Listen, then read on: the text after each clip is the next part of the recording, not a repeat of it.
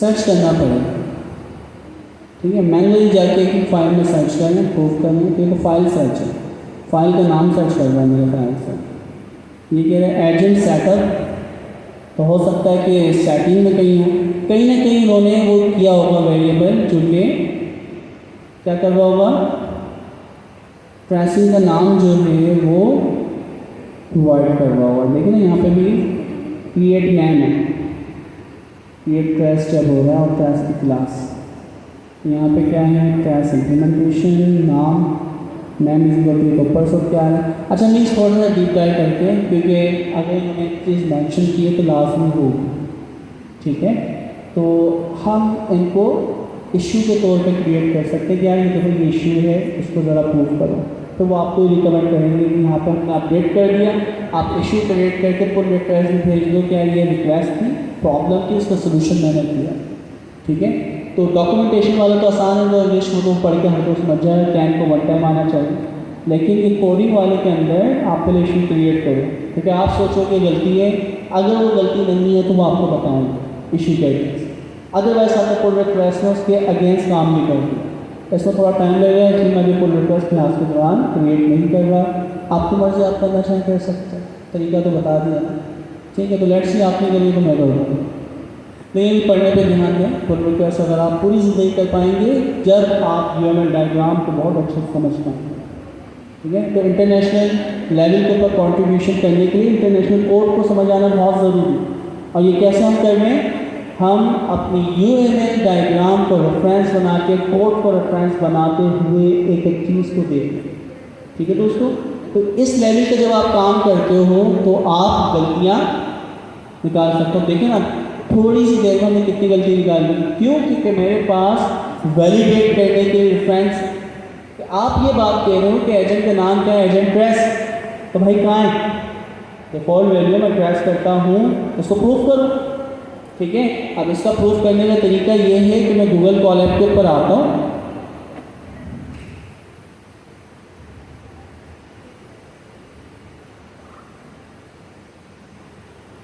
Local वाले के ऊपर मैंने लिंक किया हुआ है, तो वहीं कर लेते हैं काम, तो ये सबके पास ही आ जाएगा। ये चेंज जो मैं यहाँ करूँगा तो ग्लोबली आप सबके पास आ जाएगा, क्योंकि ये लिंक यहाँ पे कनेक्ट है। अच्छा, तो हमने क्या की, चीज़ों को इंपोर्ट किया, ऐसे ही फंक्शन चलाया। अच्छा, पहले आप गूगल जिमनाई के साथ चला रहे हैं, तो हम किसके साथ चला रहे थे,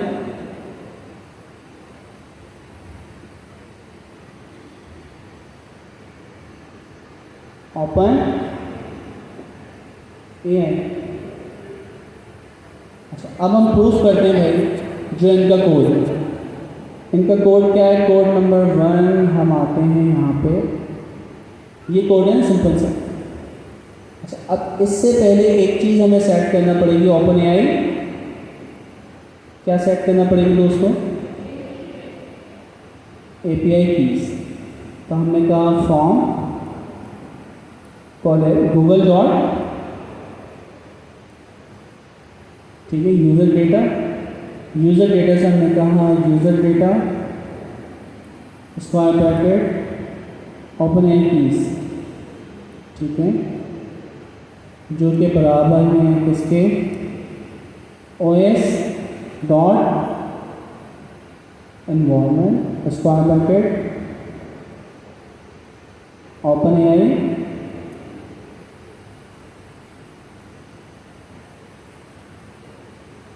कॉपी कर लेना, सीधा सीधा कॉपी पेस्ट। अच्छा, ये वेरिएबल का नाम वहाँ पर मैंने लिखा हुआ है, तो is equal to this, simple से नाम, यूज़र डेटा डॉट गेट, चला लेते हैं यूज़र डेटा डॉट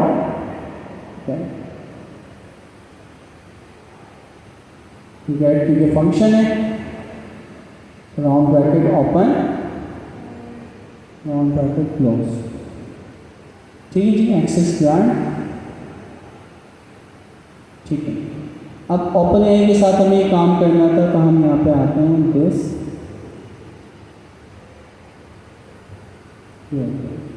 यहाँ पे हम आते हैं ऐसे ही फंक्शन में चलाना, तो ठीक है, इसके साथ चलाएं या उसके साथ बात तो ही की। फिर उसके बाद क्या है, ये कोड चला दिया ना मैंने ऐसे, उसके बाद सिंपल सा वो कोड लिया हमने ओपन का और कॉपी करके यहाँ पे क्या कर देंगे पेस्ट। अच्छा अब देखो बाय डिफ़ॉल्ट क्या हो रहा है, हमने एक एजेंट बनाया है, एजेंट को हमें चलाने के सिंपल वही कोड है, हमने ट्रेसिंग जो है ट्रेस जनरेट करवाया ट्रेस के फंक्शन से, जिसका नाम क्या रखा है जॉब वर्कफ्लो। पहला वाला जॉब जनरेट करेगा और दूसरा वाला उसको वेट करेगा, तो 2 या 3 भी जो रनर है एक साथ यानी आप इसके अंदर चला सकते हैं। तो ये सारी चीज़ें किस में सेट होंगी जॉब वर्कफ्लो। और ये कहाँ पे देख सकते हैं दोस्तों, इस डैशबोर्ड को वो लिंक वहीं पे दिया हुआ। तो हम ये कोड चलाते हैं सबसे पहले, ठीक है कोड चाहिए इट्स मी, रिफ्रेश करते हैं। Your organization limit access view logs disable, यहाँ पे नहीं है भाई, कोड तो चला है ना।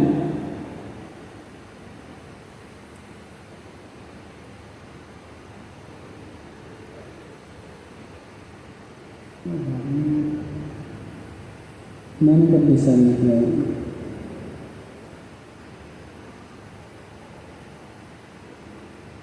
कैंसिल किया है ओके।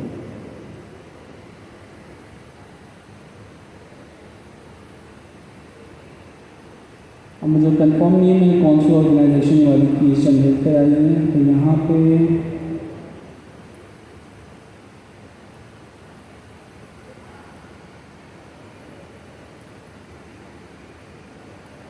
अच्छा एक एक करके देख लेते हैं ना। हमने यहाँ पे पर्सनल वाली सेलेक्ट की और यहाँ पे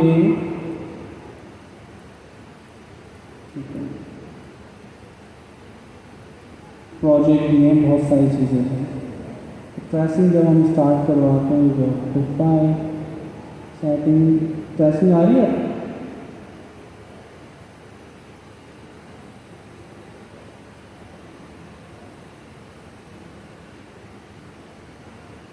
टॉप पे आ गई प्रेस,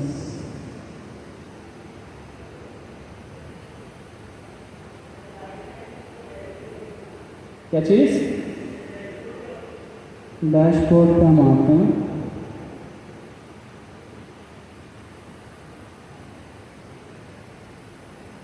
यहाँ पे कह रहा है कि ये आ गया ना, ठीक है दोस्तों। अच्छा एक चीज़ नोट करें, ये कब का है 5 मिनट पहले, तो 5 मिनट हो गए मुझे मैं बड़ी जल्दी इतनी ढूंढने में 5 मिनट गुजार दिया मैंने, हद हो गई। क्या नाम आ रहा है बाय डिफॉल्ट एजेंट वर्कफ्लो, इसके अंदर रिस्पॉन्स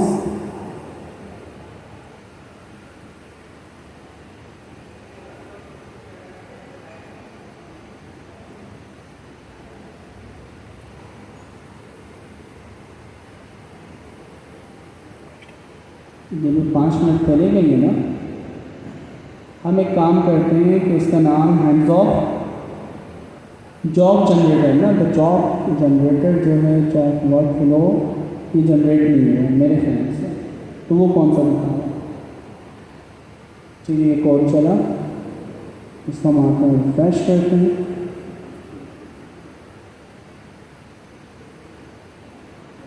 असेंडिंग डिसेंडिंग है कुछ। अच्छा पूरे ये वर्कफ्लो में और ये रहा ना जॉब वर्कफ्लो, देखें ये आ रहा है ना 1 पॉइंट समथिंग सेकंड पहले। तो इसके ऊपर हमने क्लिक किया, ये आ रहा है दोस्तों, एक का नाम जॉब जनरेटर है, दूसरे भी जॉब जनरेटर है, पर्टिकुलर टाइम कितना ले रहा है, इसका रिस्पॉन्स क्या आ रहा है, ये देखें टेल फनी जॉब यही था। अच्छा अब सवाल ये है कि अगर मैं, तो एक सेकंड है ना, अगर मैं क्या करूँ इसको क्या करूँ ब्लैंक छोड़ दूँ, यही है ना। हम प्रूफ करने के लिए देखते हैं, इसी को हम आके नीचे कॉपी करते हैं ताकि हम प्रूफ कर रहे हैं दोनों चीज़ें रिकॉर्ड में रहें। तो दूसरी चीज़ अगर मैं इसका नाम पास ना करूँ तब क्या नाम जाना चाहिए एजेंट का सब, लेकिन रेड कह रहा है, रेड के अंदर क्या कह रहा है कि आर्ग्यूमेंट मिसिंग, क्योंकि रिक्वायर्ड है ना यार। और वहाँ पे वो कह रहा है कि अगर नाम नहीं दे रहे चल तो गया, तो जब चल गया है तो फिर रिक्वायर्ड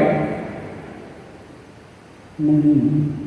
तो बाय डिफ़ॉल्ट अगर मैं इसको चलाऊँ, अभी जो भी हमारे पास चला है रिफ्रेश, एजेंट वर्क फ्लो के नाम से बहुत सारे बने तो हैं। लास्ट वाला जो मैंने चलाया है कौन सा चला, एजेंट वर्क फ्लो ये चला तो 2 सेकंड पे, ये है ना सबसे कम।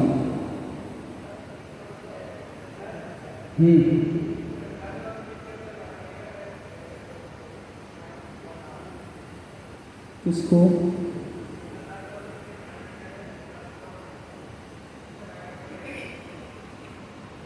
आप कह रहे हैं रन कॉन्फ्लिक्ट में,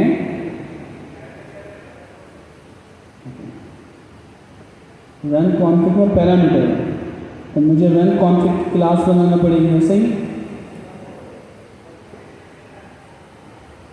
हम डॉक्यूमेंटेशन से रन कॉन्फ्लिक्ट बना सकते हैं। उसके अंदर उसने भी ये कहा है कि वहाँ से नाम आप क्या कर सकते हैं, डिफ़ॉल्ट चेंज कर सकते हैं। तो डिफ़ॉल्ट वाला इसमें बताया तो है, बिल्कुल ऐसा ही। यहाँ पे कहाँ बता रहे थे ये बात, ये ठीक है।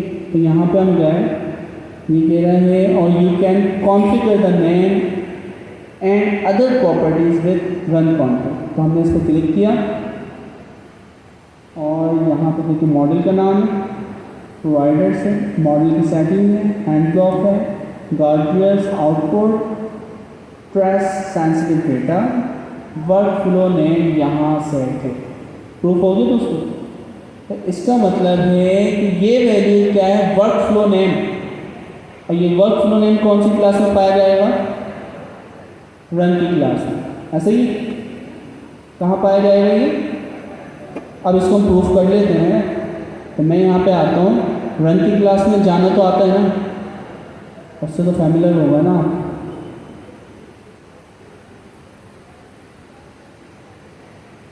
रनर की क्लास को जब आप क्लिक करते हो कहाँ जाते हो, रनर की क्लास का यहाँ पे रन की फाइल है, ऐसे ही कंट्रोल F कंट्रोल V मिल गया यहाँ पर। तो इसका जो नाम है run conflict dot work flow name, कहीं लिखा है, ठीक है। तो वहाँ पे मैंने टैक्स के अंदर नाम दिया था। तो ये जो रन कॉन्फ्लिक्ट की डिक्शनरी है, इस डिक्शनरी के अंदर रन कॉन्फ्लिक्ट और यहाँ पे क्या आना है, तो मीन्स ये कहीं ना कहीं इन्होंने रन कॉन्फ्लिक्ट का जो ऑब्जेक्ट है उसके अंदर पास किया। मीन्स डिड दैट करिएगा, आपको एजेंट वर्क फ्लो की टैक्स वैल्यू लाजमी मिले, ठीक है। अब देखो फ़ायदा क्या हुआ, अगर मैं भी कमेंट कर देता तो वहाँ पे उसका कमेंट आता कि भाई पहले सही से देख तो लो, ठीक है। क्योंकि बड़ी इंपॉर्टेंट चीज़ है कि किसी भी चीज़ को जब तक आप कंप्लीट वैलिडेट ना करें, आप पुल रिक्वेस्ट इश्यूज़ वगैरह क्रिएट ना करें, ठीक है, वरना कम्युनिटी का टाइम जाया करें। तो इशू क्रिएट होगा, सब उसको देखेंगे, सबके पास नोटिफिकेशन जाता है। तो जितने भी टॉप यानी आपके डेवलपर, कम्युनिटी के डेवलपर हैं, कॉन्ट्रीब्यूटर्स वो देखते हैं। अब मेरे पास जितनी भी यानी आपकी चीज़ें हो रही होती हैं दोस्तों, सबकी ईमेल आ रही होती है इसके ऊपर, ये देखें अपडेट्स के ऊपर, देखें हद से ज़्यादा ओपन है देखें। अब ज़रा नोट करें कि ओपन है मैं देखता जाऊँ, किसी ने भी पुल रिक्वेस्ट भेजी तो मेरी तरह हज़ारों लोगों ने इसको वॉच पे लगाया, जितने भी उसके यानी वॉच के ऊपर उन्होंने लगाया हुआ, तो उन सब के पास नोटिफिकेशन है, सबका टाइम जाया करेगा ना, ठीक है। तो वो आपको बताएंगे, जवाब तो देंगे, कोई ना कोई एक भी जवाब दे दे काम हो जाता है ना, कम्युनिटी का फ़ायदा है। तो आप लोग कम्युनिटी की जो भी रूल्स हैं उसको फॉलो किया करें। अच्छा, तो हमें पता चल गया कि यार ये वैल्यू हमें रन कॉन्फ्लिक्ट और वहाँ पर उसका नेम है, वहाँ पर उन्होंने लाइक इनिशियलाइज किया हुआ है, तो उस वैल्यू को जाके आप चेंज कर सकते हो। तो बाय डिफ़ॉल्ट वैल्यू वाली भी प्रूफ होगा। और ट्रेसिंग जो है वो बाय डिफ़ॉल्ट कहाँ पे जा रही है, अपने एजेंट SDK के ऊपर।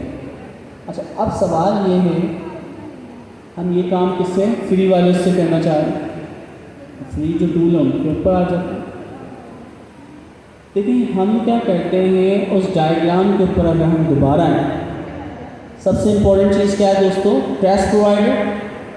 और ट्रेस प्रोवाइडर किसकी टाइप होती है दोस्तों, लिस्ट किस टाइप की होती है, ट्रेसिंग प्रोसेस, ठीक है। तो अब कहानी हम देखते हैं यहाँ पे सबसे पहले लोकल ट्रेस प्रोसेसर, और इसको हम सेट कर देंगे अपने ग्लोबल लेवल के ऊपर। तो ट्रेसिंग जो बाय डिफ़ॉल्ट अगर हम क्लास देखें जो सेंड करने का रिस्पॉन्सिबल होता है उसका नाम क्या है?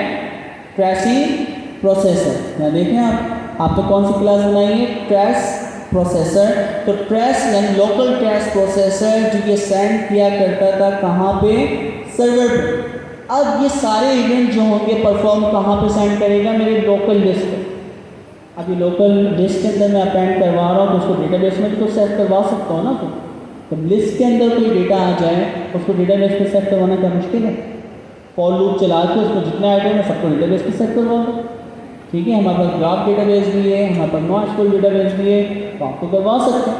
तो हमने ट्रेस प्रोसेसर जो है अपना लोकल बना दिया। ठीक है भाई, लोकल ट्रेस करके हमने उसको ऐड कर दिया। और उसके बाद देखिए सारा काम नॉर्मल।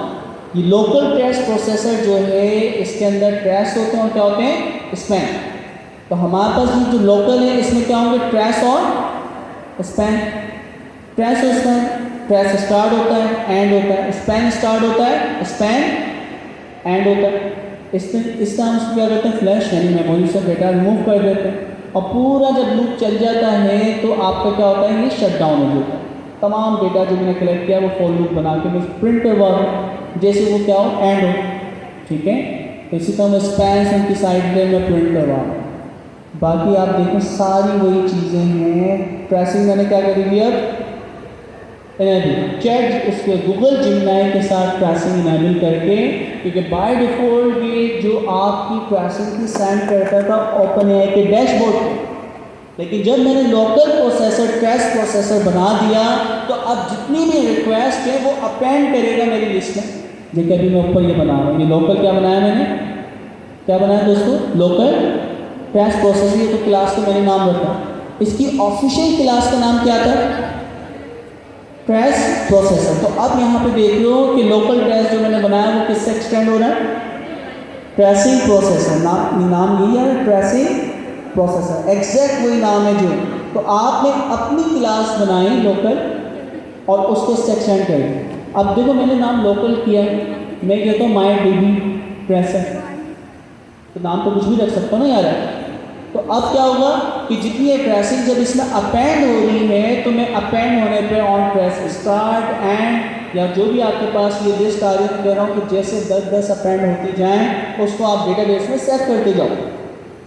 लगा सकते हो ना, आपकी कोई मुश्किल ही नहीं। ये टास्क आप लोग करिएगा, आप उसको लाइक मुख्तलिफ डेटाबेस जो आपको समझ आती है तो आप उसके जरिए इसको कनेक्ट करिएगा, कोशिश करिए। सिर्फ टास्क देने का पर्पस ये ताकि आप अपने डैशबोर्ड ये चीज़ें पर्सनल जो आपकी यानी लाइक क्लोज क्लाउड है उस पर कर पाए, क्लोज रिसोर्सेज जो आपके अपनी डिमांड की प्रीमिसेस। तो ये सारे मेथड आपने, ये मेथड मैंने नहीं बनाए हैं, ये मेथड पहले के बने हुए हैं ना। यहाँ देख लेना, on press start, on press start. फिर दूसरा देखते हैं on press finish, span start है, स्पैन फिनिश है। चलिए देख लेते हैं। स्पैन स्टार्ट है और स्पैन एंड है। ठीक है, तो हमने एंड का फंक्शन यहाँ बनाया था, फिनिश का बना रहे हैं। जिस फंक्शन में भी क्या आएगा दोस्तों? स्पैन का वर्ड, तो ये चीज़ें उसकी जो यानी मेथड है वो यहाँ पे आ रहा है। ठीक है, तो ये आपने मेथड बना दी, आप वो एग्जैक्ट नाम रख दिएगा जो यहाँ पे देखें। तो नाम में थोड़ा सा आगे पीछे है ना दोस्तों। On press start, on press start, on press end. तो on press start, on press end का फिनिशिंग है ना। और हमने क्या किया? एंड। तो बैकएंड पे एलएलएम लगा हुआ हो, शायद फंक्शन को वो चेंज कर लो। तो ऑन प्रेस हम क्या करते हैं? इसको फिनिश। तो एग्जैक्ट नाम कॉपी कर सकते हैं। ठीक है, इसके अंदर डेटा टाइप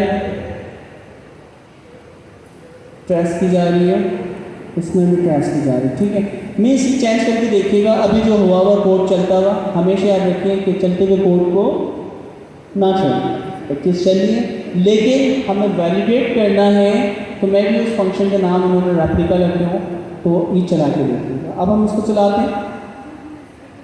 अब देखो दोस्तों, जितनी ट्रेसिंग स्टार्ट हो रही है सारी की सारी मैंने लोकल पे शो करवा दी, लिस्ट के अंदर है ना। ये देखो भाई, आपका ट्रेस की आईडी होती है, पहले ट्रेस का पहला स्पैन की डिटेल आ गई। इस डिटेल में क्या हुआ, सबसे पहले इसमें हैंड्स ऑफ वगैरह सारी डिटेल मौजूद है, कब स्टार्ट हुआ कब एंड हुआ, ठीक है। एक और स्पैन स्टार्ट होता है, दूसरे स्पैन की डिटेल आ रही, तो दूसरा स्पैन जैसे ही चलता है, एक एजेंट लूप चला, उसने सबसे पहले चीज़ें सेट की कि क्या हैंड्स ऑफ हैं, क्या चीज़ें हैं जो जुड़ना है आपके कॉन्फ़िगरेशन पे। फिर आप क्या सिलेक्ट करते हो, सबसे पहले मॉडल, तो मॉडल से रेलिवेंट चीज़ें आपके पास आ गई। मॉडल जब आपने सिलेक्ट कर लिया तो फिर आप क्या करते हो दोस्तों, यहाँ पे आप देखें स्पैन स्टार्ट हुआ है, इनपुट भेजते हो, ऐसे ही। तो आपने इनपुट भेजा है जिसमें सिस्टम प्रॉम्प्ट, यूज़र प्रॉम्प्ट और आपके मॉडल की डिटेल जारी होती है, और उसका क्या आता है दोस्तों, आउटपुट आता है। तो आपके पास एक एक डिटेल आ रही तमाम स्पैन, इसमें कौन सा टूल कॉल किया, उस टूल का क्या आंसर है, सब कुछ आपके पास आ रहा है। तो अगर आपके पास तो लिस्ट है ना, अभी तो यहाँ पे आपने शो करवाया, तो मैं अगर देखूँ कि भाई मेरे पास कितने ट्रेसेस हैं, तो मैं क्या करूँगा, लिस्ट का नाम क्या है, अपेंड हुआ है ना सब, ठीक है। किस में हुआ है, आपके पास एट्रीब्यूट है, तो ये जो भी ऑब्जेक्ट आपने बनाया हुआ है, ऑब्जेक्ट हमने बनाया इस क्लास का, ये बनाया कहाँ गया, ऑब्जेक्ट नहीं बनाया ना, ये रहा, यही है ना। इस ऑब्जेक्ट में होना चाहिए या नहीं, एट्रीब्यूट होना चाहिए या नहीं,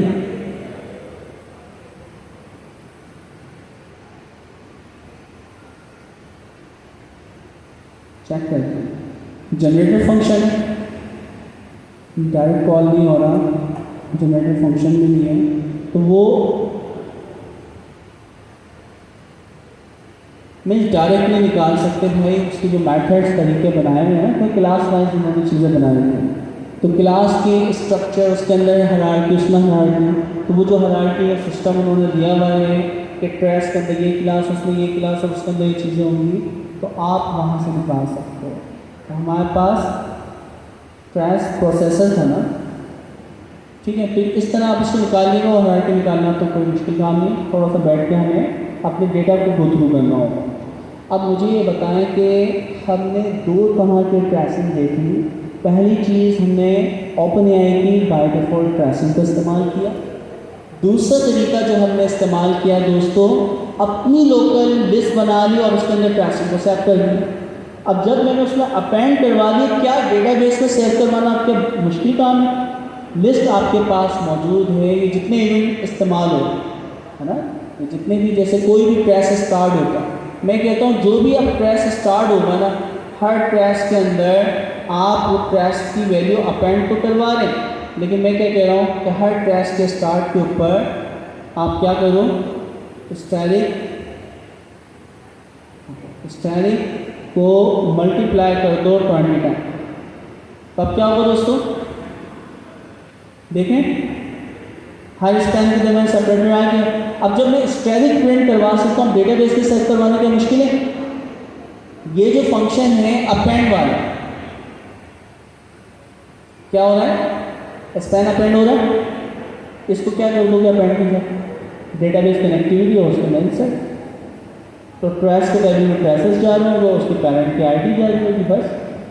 तो जो भी डेटा आपके पास है वो पूरा जैसन डेटा भी जा सकता है, डिक्शनरी भी जा सकती है, ऑब्जेक्ट भी जा सकता है। तो पोस्टग्रेस बहुत पावरफुल डेटाबेस है जो हम इन फ्यूचर पढ़ेंगे। इसमें पूरी दुनिया के स्टार्टअप इवन एंटरप्राइज भी किसी तरह बूम हो रहे हैं पोस्टग्रेस, ठीक है। तो आप अगर स्ट्रक्चर डेटाबेस इस्तेमाल करें तो पोस्टग्रेस को इस्तेमाल करें।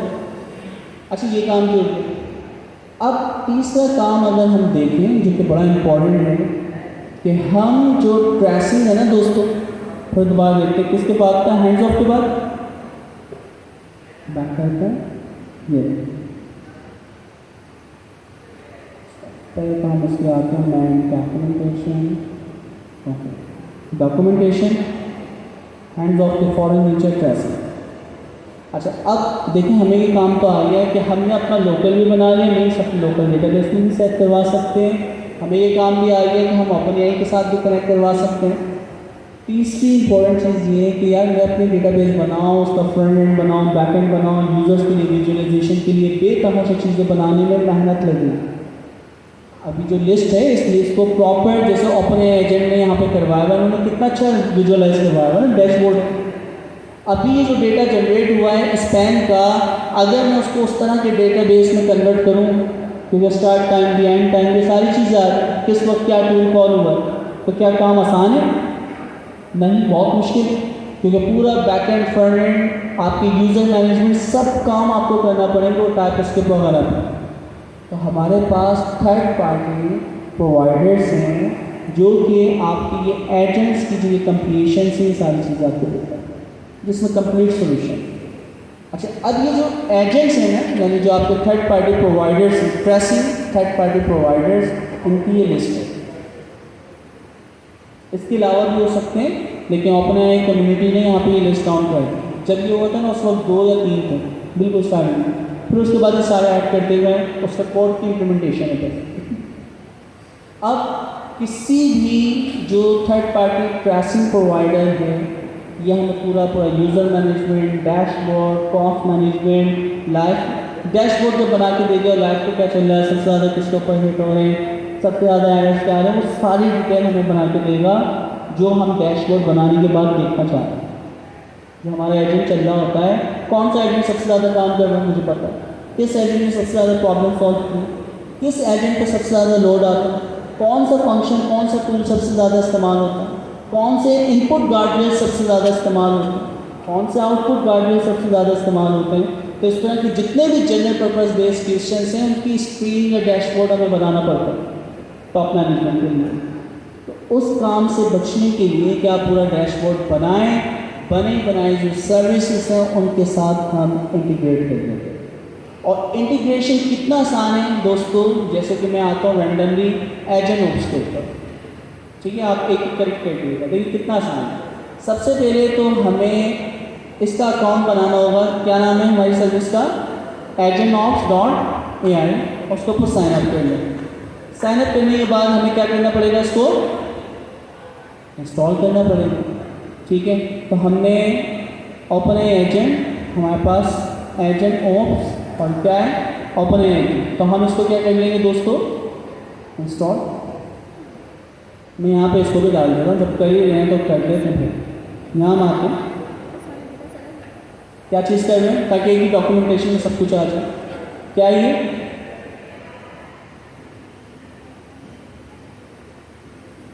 एजेंट ऑपरेशंस, ठीक है।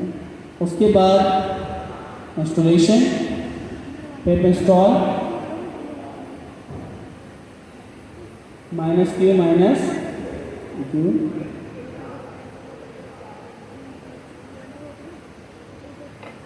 अच्छा फिर नेक्स्ट चीज़ क्या है, अच्छा बस इतना सा आपने काम करना, आपने ये लिया। ठीक है दोस्तों, अच्छा ये इंस्टॉलेशन तो हमने कर दी। कहाँ गया है, इधर है एजेंट। कॉपी करने के बाद ये कितना सा आपने कॉपी करा। इसमें अब मुझे क्या चाहिए दोस्तों, कीज चाहिए। तो ओपन एआई एजेंट की जो भी हमारे पास ये डैशबोर्ड पे मैंने क्लिक किया, ऑलमोस्ट मेरा लॉगिन हुआ होगा, नहीं होगा तो साइन अप करना तो बहुत आसान है।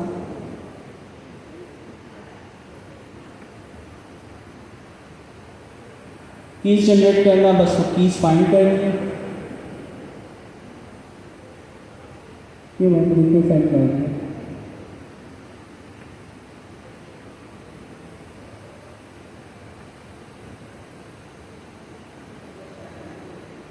अच्छा साइन अप कर लेता हूँ।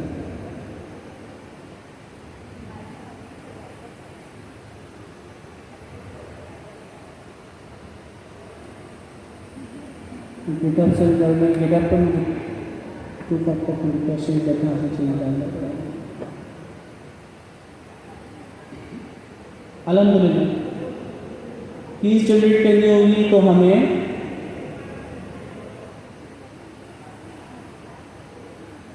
कहाँ दिखनी है, प्रोजेक्ट्स हैं और कीज दिखी है। इसकी कीज जनरेट करने के बता रहा होगा ना,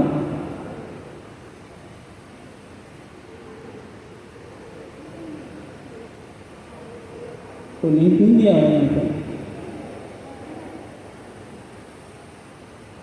कीज तक ही नहीं दिया मैंने। डॉट एम में रखो, make sure call agent dot init before calling open AI. ठीक है, तो यहाँ पे अगर हम आते हैं चेक कर लेना ट्रेसेस, तो हमें पता चल गया ट्रेसेस क्या होता है, मैट्रिक्स है। तो उसको बंद करते हैं। कीज कितनी यहाँ पे है, सबसे नीचे ओके, प्रोफाइल कीज की कीज आ रही है, मैंने कॉपी कर ली है। ठीक है, जो भी कॉपी है उसके बाद इसको हम डिलीट कर देंगे। तो यहाँ पे हम आते हैं, रूल के मुताबिक हमें क्या करना चाहिए, एजेंट ओप से ना ये की की तरह है, क्या बात है। तो एजेंट ओप हमने यहाँ पे डाल दिया और इसको यहाँ पे पास करना। तो कैसे करेंगे दोस्तों, इंपोर्ट तो हमने किया हुआ है, क्या नाम है, gate user data dot gate और उसके बाद वेरिएबल का नाम ये लिखा हुआ। किसी का एतराज़ तो नहीं है इसमें,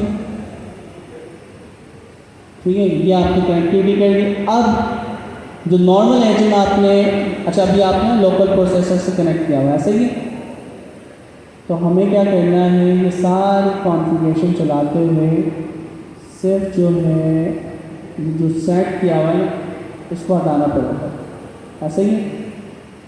मैं क्या करता हूँ, कर्नल को रीस्टार्ट करना पड़ेगा। उसकी वजह क्योंकि अभी मैं अगर खालिस कोड चला के आपको दिखा दूँ ताकि आपको पता हो तो प्रॉब्लम क्या आ रही है।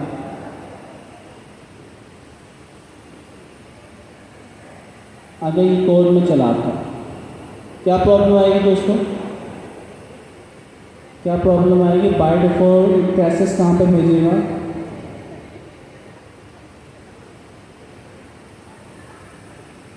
रन कॉन्फ़िग वगैरह हमने पास किया मॉड्यूल का नाम, अब राइट हो गई होंगे, अल्लाह करे तो अच्छी बात है। तो ये तो हमारा इम्प्लीमेंटेशन यहाँ पर ये इसका लिंक आया था।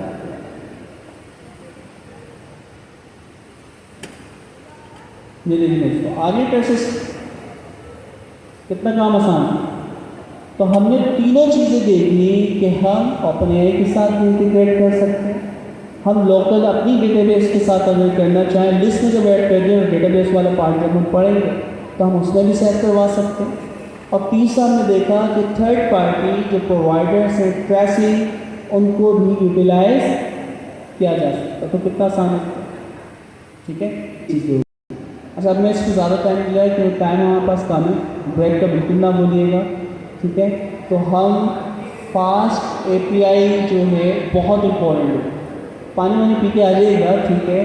तो वो जिसको लगे प्यास में आ जाए चले जाए, तो जल्दी से वो होके आ जाएगा। ब्रेक दिया ना फिर उसके बाद तो फिर आप बहुत आराम से आए। देखिए मैं आपको बहुत ख्याल कर रहा हूँ, बहुत बहुत गर्मी है, ठीक है। आप लोग बाहर निकलेंगे आपकी जल्द जल जाएगी, आप बहुत नाजुक लोग हैं, सेंसिटिव लोग हैं, आप बहुत कीमती लोग हैं हमारे लिए।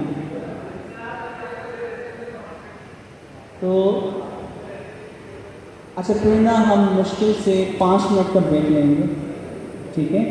आप लोग कितना लाइक इजहार ब्रेक करने के, तो हम सिर्फ 5 मिनट का ब्रेक लेंगे, जल्दी से आ जाएं और फिर हम फास्ट एपीआई, क्योंकि वो फास्ट एपीआई बहुत पावरफुल टूल है, उसके बिना आप काम नहीं कर सकते। आप देखें ना ये सारे देखें कि जितने भी चीज़ें हम लोगों ने लाइक इंटरनेशनल चीज़ों को हम प्रोवाइड करते हैं, उसके लिए हम क्या करते हैं, फास्ट एपीआई सर्वर ही बनाएं। तो इतनी सी यानी जितनी सर्विसेज फास्ट एपीआई हम बनाएं, तो जल्दी से आ जाए ताकि आप इंटरनेशनल क्लाइंट को चीज़ें बना के भेज सकें।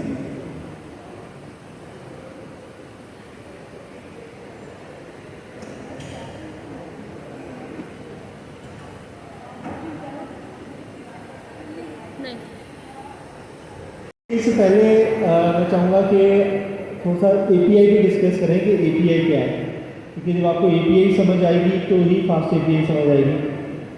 तो API बेसिकली है क्या? API stands for application programming interface. अच्छा, लास्ट क्लास में हमने फास्ट API का हेलो वर्ल्ड किया था।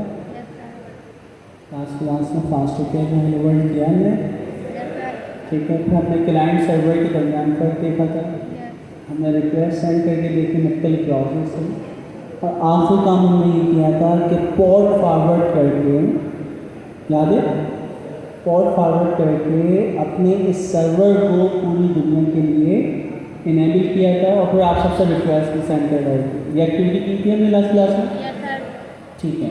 तो मेट्स आपको फास्ट API के बारे में थोड़ा सा शायद याद होगा, तो अब शुरुआत इस लैंग्वेज के साथ जी थोड़ा सा रिकैप कर लेते हैं, ठीक है। क्योंकि कुछ काफ़ी सारे स्टूडेंट्स आए थे, वो जो अभी लिक्विडिटी थी कि फास्ट API क्या है या API क्या होती है, क्यों होती है, ठीक है। तो मैं इसको बड़े सिंपल वे में इसको गो थ्रू आपको कराता हूँ, थोड़ा सा रिकैप ले लेते हैं। अच्छा, पहली जो चीज़ ये है कि ये समझेंगे इंटरफेस क्या होता है। इंटरफेस का मतलब ये होता है कि दो चीज़ों को उनके फेस से एक दूसरे की तरफ कर देना, ठीक है। अगर हम इनपुट की बात करें तो यहाँ देखें आपको डिफरेंट किस्म की पोर्ट्स नज़र आ रही हैं। ये VGA पोर्ट है, USB पोर्ट है, ये आपकी ईथरनेट पोर्ट है। अब मुझे ये बताइए कि क्या LAN पोर्ट की जो केबल है कि क्या मैं USB में लगा सकता हूँ? लगा सकता हूँ? नहीं लगा सकते। एक सिंपल सी एग्जांपल ले लें कि मैं एक कॉमन जो आपके पास D टाइप USB पिन होती है मोबाइल की, क्या उसको C टाइप में लगा सकता हूँ? नहीं लगा सकते। C टाइप को D टाइप में नहीं लगा सकते, ठीक है। तो इट्स मीन कि एक इंटरफेस डिफाइंड है। क्या इंटरफेस है? कौन सा इंटरफेस है ये? Input interface.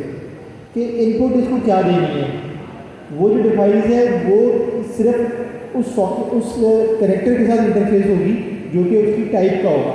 अगर उसकी टाइप का नहीं होगा तो वो उसके साथ इंटरफेस नहीं होगा, वो उसके अंदर कनेक्ट नहीं होगा। तो इसी तरह यहाँ देखें कि यहाँ पे हर सॉकेट के लिए उसकी अलग पिन है। ये पिन इसमें नहीं जा सकती, ये इसमें नहीं जा सकती, तो हर सॉकेट के लिए एक अलग पिन है। तो इसका मतलब है कि यहाँ पे क्या डिफाइंड है? इंटरफेस डिफाइंड है कि ये सिर्फ इसी के साथ इंटरफेस हो सकता है। इनपुट में आप सिर्फ ये दे सकते हैं, इसकी इनपुट में सिर्फ आप C टाइप दे सकते हैं, इसकी इनपुट में सिर्फ आप USB दे सकते हैं। तो यहाँ पर ये डिफाइंड होगा कि इनपुट इंटरफेस क्या होता है, कि जिसमें डिफाइंड होता है कि इनपुट क्या है। जिस तरह के आप इनमें से किसी भी पिन, किसी भी केबल को किसी और सॉकेट में नहीं लगा सकते, क्योंकि वो उसका इंटरफेस नहीं है। उसका इंटरफेस वही है जो कि डिफाइंड है। इसमें क्या हुआ कि जो जिस कंपनी ने या जिस शख्स ने ये इक्विपमेंट बनाई है उसने इनपुट इंटरफेस डिफाइन कर दिया। क्लियर कि इनपुट इंटरफेस क्या है आपके पास। अब आगे चलते हैं। ये आपके पास है आउटपुट डिस्प्ले। अब मुझे बताइए कि यहाँ पे जो 10 है, ये जो 1 लिखा हुआ है और ये जो 0 लिखा हुआ है, बेसिकली क्या होता है कि आपकी जो डिजिटल क्लॉक कितनी है उसमें बेसिकली 8 होता है।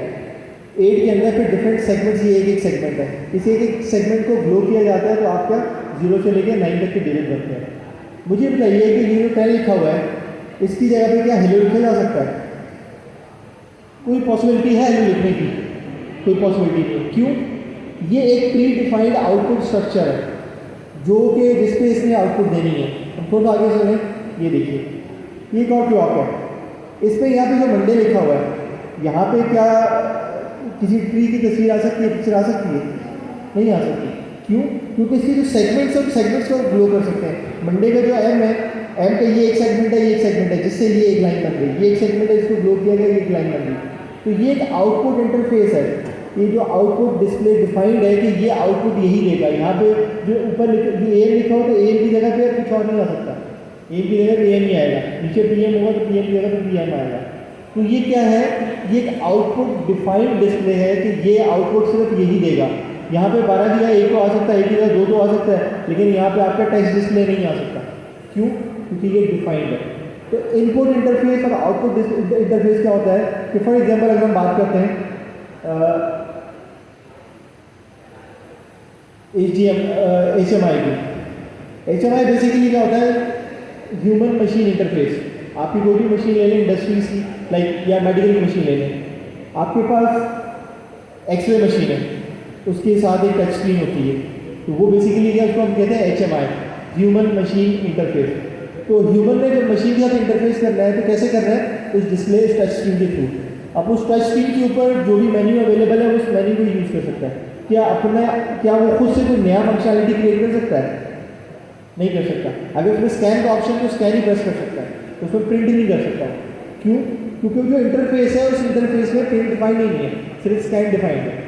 तो यहाँ पर ये क्लियर होगा कि बेसिकली इंटरफेस क्या होता है कि अगर हम बात कर रहे हैं कंप्यूटर्स की बात कर रहे हैं या किसी भी मशीन की बात करें तो इंटरफेस बेसिकली क्या होते हैं, जिसने वो चीज़ बनाई होती है उसमें इंटरफेस प्री डिफाइंड दिया होता है।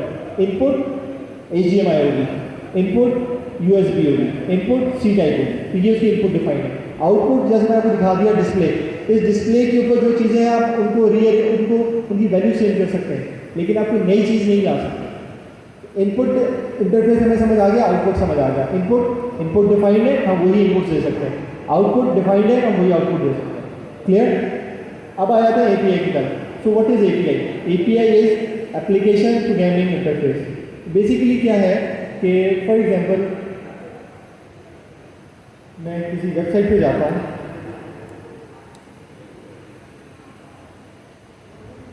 तो हम क्लोज कर देते हैं।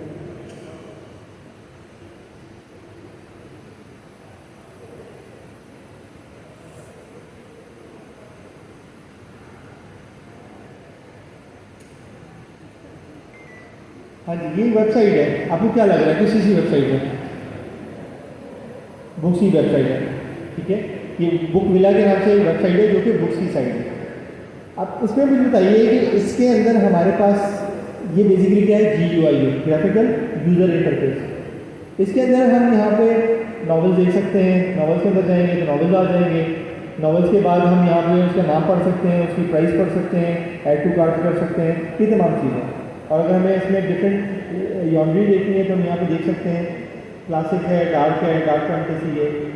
और जिसके अंदर जब चिल्ड्रन में जाएंगे तो चिल्ड्रन की बुक्स आ जाएंगी और फिर बुक की डिटेल्स आ रही है। तो ये बेसिकली क्या है? मेरा GUI है, ग्राफिकल यूज़र इंटरफेस। अब आप मुझे बताइए कि क्या आप अपने सॉफ्टवेयर के अंदर ये सारी कैटेगरीज अगर लेके आना चाहें, देखना चाहें, तो क्या इज इट पॉसिबल? ये एक वेबसाइट है, नॉर्मल वेबसाइट है, कोई एडिशनल फंक्शनलिटी नहीं है। एक सिंपल वेबसाइट है जिसके अंदर आपकी बुक्स अवेलेबल हैं और उनकी तमाम डिटेल्स हैं। और आपका इंटरफेस क्या है? GUI, ग्राफिकल यूज़र इंटरफेस, जिसको यूज़ करते हुए आप उसके अंदर ब्राउजिंग कर रहे हैं, आप उसके अंदर से कैटेगरी सेलेक्ट करते हैं, बुक आ जाती है, उसको देखते हैं, बुक सर्च कर सकते हैं, फिल्टर कर सकते हैं। एक सिंपल प्लेन वेबसाइट है जिस यही फंक्शनलिटी है। क्या आप इस वेबसाइट की इंफॉर्मेशन अपने कोड में लेके आना चाहें? क्या लेके आ सकते हैं? बिल्कुल। लिंक अगर लेट्स से बिल्कुल plain website with no additional functionality, तो आप इसकी इंफॉर्मेशन आप देखने के लिए आपको इस वेबसाइट पे जाना पड़ेगा। जो GUI इन्होंने बनाया है उसी GUI को यूज़ करना पड़ेगा। अगर यहाँ पे मेरे पास जो कैटेगरीज हैं ऑन द लेफ्ट साइड है तो मैं यहीं पे जाके कैटेगरी सेलेक्ट करूँगा, मैं कहीं और जाके सेलेक्ट नहीं कर सकता। क्यों? उन्होंने मेरे लिए ग्राफिकल यूज़र इंटरफेस बनाया है जो कि प्री डिफाइंड है। अब मैं इस इंटरफेस को यूज़ करते हुए मैं इसको यूज़ कर सकता हूँ। लेकिन अब अगर मुझे यही इंफॉर्मेशन मुझे अपने कोड में चाहिए, मैं ये चाह रहा हूँ कि मैं कोड ऐसा लिखूँ, या जैसे मैं अपनी चैटबॉट बना रहा हूँ और चैटबॉट मैं बना रहा हूँ एक लाइब्रेरी की चैटबॉट बना रहा हूँ जिसमें यूजर जाके कहे कि मुझे प्लीज़ कैटेगरीज बताएं कि मेरे पास कितनी कैटेगरीज की बुक्स अवेलेबल हैं। तो अब उस चैटबॉट के अंदर क्या है, चैटबॉट को मुझे लिंक करना पड़ेगा इस वेबसाइट से, ठीक है। तो अब क्या है कि अब मेरी जो चैटबॉट है वो रिक्वेस्ट करेगी इस वेबसाइट से, और इस वेबसाइट पे अगर कैपेबिलिटी है, अगर इन्होंने API एक्सपोज की हुई है, बनाई हुई है और एक्सपोज की हुई है, और उसके अलावा और चीज़ मुझे चाहिए। अगेन जिस तरह मैंने आपको पहले एक्सप्लेन किया, जब भी हमारे पास API इंटरफेस की बात करते हैं तो इनपुट इंटरफेस प्री डिफाइंड होता है, आउटपुट इंटरफेस प्री डिफाइंड होता है। जिसने बनाया है उसने क्या कर दिया, उसको स्टैटिक कर दिया, सेट कर दिया। तो आप इनपुट इस फॉर्मेट में भेजेंगे और मैं आपको आउटपुट इस फॉर्मेट में भेजूंगा, दैट्स इट। इसके अलावा आप कुछ नहीं कर सकते। तो इसका मतलब है कि जब भी हम किसी इंटरफेस की बात करते हैं तो इनपुट प्री डिफाइंड होता है, आउटपुट प्री डिफाइंड होता है। अगर हम API की बात करें तो API के अंदर हमारे पास एंड पॉइंट्स प्री डिफाइंड है। क्या कौन कौन से एंड पॉइंट्स हैं? ये हमारे पास क्या है? प्री डिफाइंड, ठीक है। तो अगर मुझे इस वेबसाइट का डाटा मुझे अपनी चैटबॉट में देखना है, मैं अगर लेट्स से यही वेबसाइट जिसकी है वो चैटबॉट बनाना चाहे जिसमें ये है कि यूज़र नेचुरल लैंग्वेज में कम्युनिकेट करके पूछ सके, क्वेरी कर सके, तो क्या करना होगा, इसकी API एक्सपोज करनी होगी और इसके एंड पॉइंट्स बनाने होंगे। जो यूज़र है वो एंड पॉइंट्स को हिट करेगा और जिस एंड पॉइंट को हिट करेगा वो रिक्वायर्ड डेटा उसके पास वहाँ पे आ जाएगा। ठीक है, अब मेरे पास एक वेबसाइट है, आप लोग भी खोल सकते हैं, वो सिंपल बुक API है। ठीक है, अब सिंपल बुक API क्या है, बेसिकली एक API को टेस्ट करने के लिए, समझने के लिए उन्होंने एक वेबसाइट बनाई है जो कि आपके पास अवेलेबल है। ठीक है, अच्छा, अब इसमें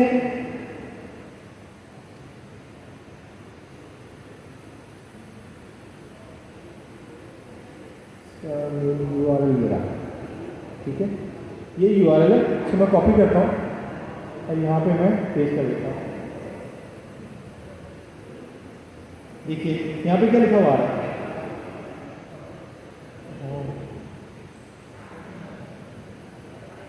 जी क्या लिखा हुआ है, welcome to the simple book API। ऊपर देखिए URL है मेरे पास, सिंपल बुक API -API.jsme, ये बेसिकली एक URL है। उस ये URL को मैंने हिट किया है तो मेरे पास एक मैसेज आ गया। इसका मतलब ये कि मैसेज कैसे आ रहा है मेरे पास, इसका मतलब है कि मैसेज इस तरह आ रहा है कि वो जो वेबसाइट है बेसिकली उसके अंदर कोई API एक्सपोज है और उस API के अंदर रूट पे डिफाइंड है ये मैसेज कि जब भी रूट को हिट करेंगे तो वो मुझे क्या करेगा, ये मैसेज रिटर्न कर देगा, जिस मैसेज का मेरे पास की होगी मैसेज और उसकी जो वैल्यू होगी वो क्या होगी, welcome to the simple book API। ठीक है, ये मुझे मैसेज इसलिए आ रहा है कि इस वेबसाइट के ऊपर API एक्सपोज हुई है और उस API के अंदर जो एंड पॉइंट रूट है, रूट का मतलब होता है कि या तो आप यहाँ पर स्लैश दे दें या आप कुछ भी ना दें। जैसे यहाँ पर स्लैश दे रहा हूँ तो तब भी मेरे पास यही आ रहा है, तो स्लैश देंगे ना दें, दैट मीन्स द रूट। तो रूट के ऊपर जब भी कोई हिट करेगा ये मैसेज रिटर्न हो जाएगा, ये उस वेबसाइट के ऊपर उसकी API जो एक्सपोज है उसमें डिफाइन है। ठीक है, आगे चलते हैं, इसमें क्या है, उसके बाद यहाँ पे देखिए यहाँ पे लिखा हुआ /gets status। ठीक है, तो मैं यहाँ क्या करता हूँ, इसके साथ यहाँ पे दे देता हूँ स्टेटस। अब देखिए स्टेटस का लिखा हुआ आ रहा है,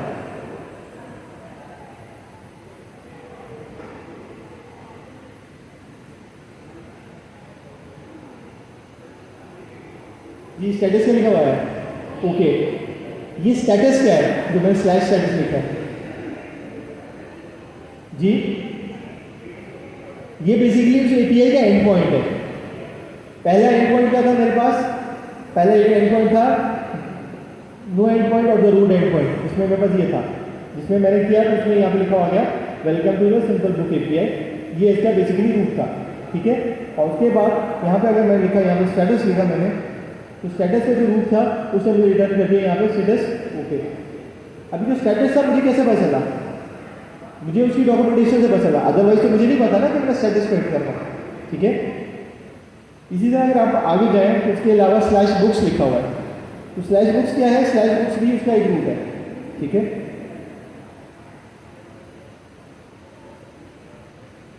ठीक है, अभी देखिए, अब आपके पास देखिए अब आपके पास इंफॉर्मेशन आई है, this is called the info.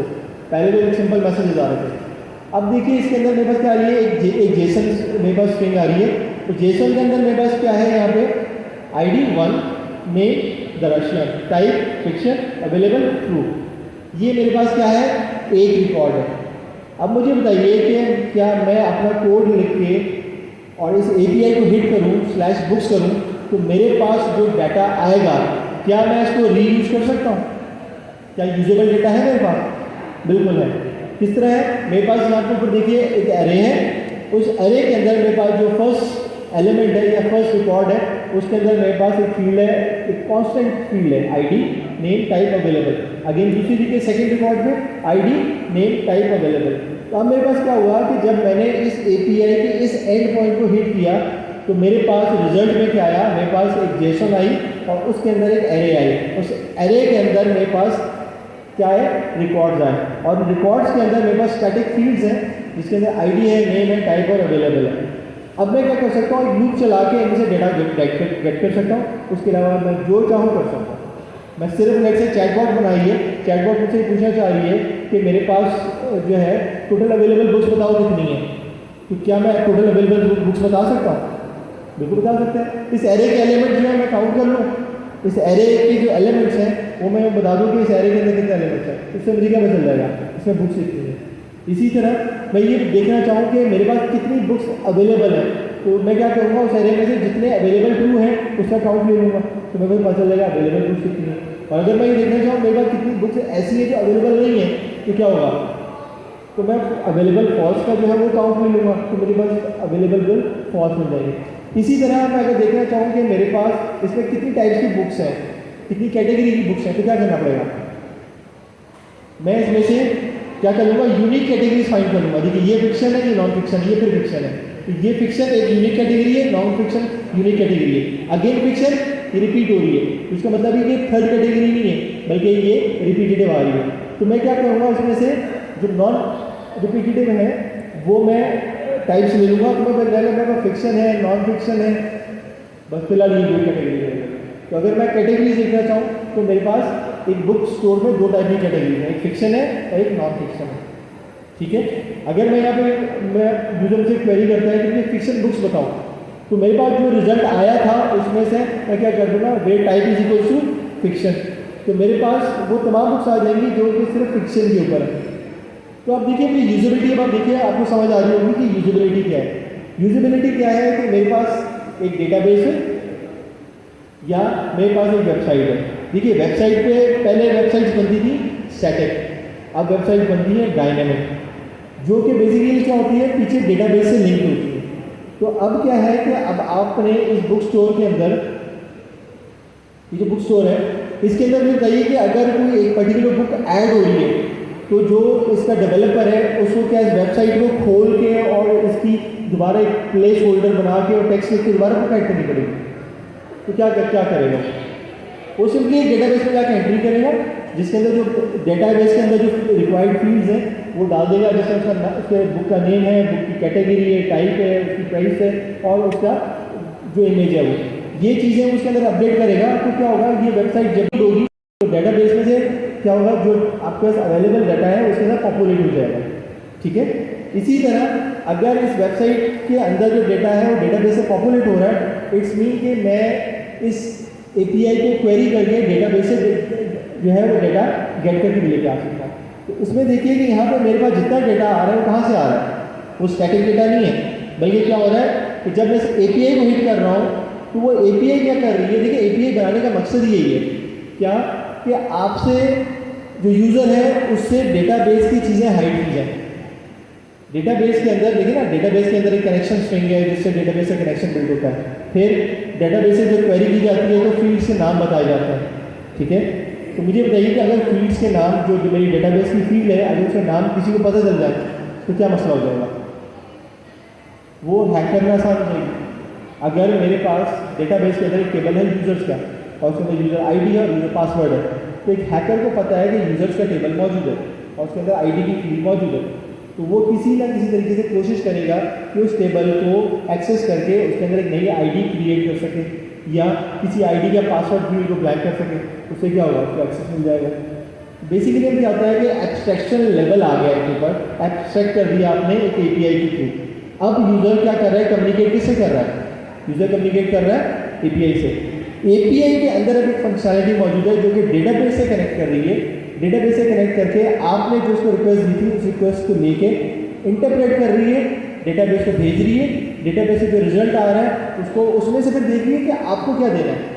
Might possible database में 10 फील्ड्स आ रही हैं, आपने 2 की रिक्वेस्ट की है, ये आपको दिखानी 3 है, तो फिर क्या करिए उस तरीके से जो रिजल्ट आया है या माइट पॉसिबल जो रिजल्ट आया है उसके ऊपर कोई कैलकुलेशन परफॉर्म करनी पड़े, ठीक है। आपने कहा कितनी फिक्शन बुक्स हैं, मुझे फिक्शन बुक्स के नंबर बताओ, तो उसने क्वेरी की डेटाबेस से सारी फिक्शन बुक उठ के आ गई, उसने लूप चलाया, लूप चलाने के बाद उसने काउंट किया, काउंट करके उसने एक नंबर आपको दे दिया।